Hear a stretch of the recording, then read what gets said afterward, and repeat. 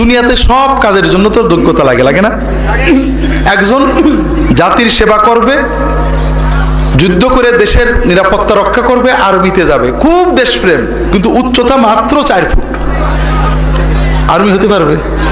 একজনের খুব শখ ডাক্তার হয়ে জনগণের সেবা করবে, কিন্তু লেখাপড়ায় ভালো না, ডাক্তার হতে পারবে? একজনের খুব শখ সুন্দরী একটা মেয়ে বিয়ে করবে, কিন্তু নিজে একেবারেই দেখতে খারাপ, দেখেও কোনো সুন্দরী মেয়েই তাকে পছন্দ করছে না, হতে পারে না এরকম? একজনের খুব শখ ভালো গায়ক হবে, গায়িকা হবে, কিন্তু গলা ভেড় ভেড়ে আমার মতো, পারবে নাকি? তাহলে দুনিয়াতে যে কোনো কাজে সফল হওয়ার জন্য একটা যোগ্যতা লাগে, সবাই পারে না, কেউ পারে কেউ পারে না। আল্লাহর ওলি হওয়ার জন্য কি যোগ্যতা? 5 ফুট 2 ইঞ্চি উচ্চতা লাগবে, ঠিক না?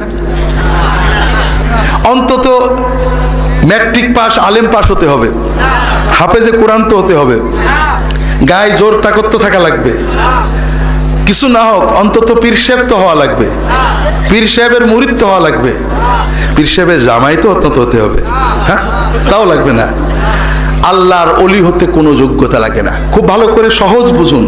শিক্ষিত অশিক্ষিত, চোখ আলা কানা কান ওলা, বধির মুখ আলা বোবা, জ্ঞানী মূর্খ, নারী পুরুষ, প্রতিটি মানুষ সকল প্রকার গুণাগুণ ব্যতি রেখে, জ্ঞান আছে নেই, বুদ্ধি আছে নির্বোধ, নারী পুরুষ, লম্বা বেটে, খাটো কুজো, খোড়া নয়, সকল মানুষকে আল্লাহ যতটুকু যোগ্যতা দিয়েছেন তার ভিতরে যদি অন্তত ঈমানটাকে শুদ্ধ করে আর সাধ্যমতো আল্লাহর ইবাদতের চেষ্টা করে, ওই ব্যক্তি আল্লাহর পূর্ণ ওলি হয়ে যেতে পারে।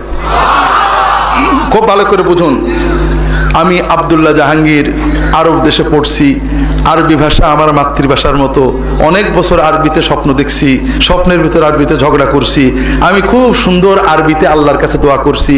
আপনি গ্রামের মূর্খ মানুষ, কোনো আরবি জানেন না, এলাকার নওগাঁর এই পেতনি পত্নীতলার নিজস্ব আঞ্চলিক ভাষায় আল্লাহর কাছে কিছু বলছেন, আমার তো সব বেশি হচ্ছে, ঠিক না?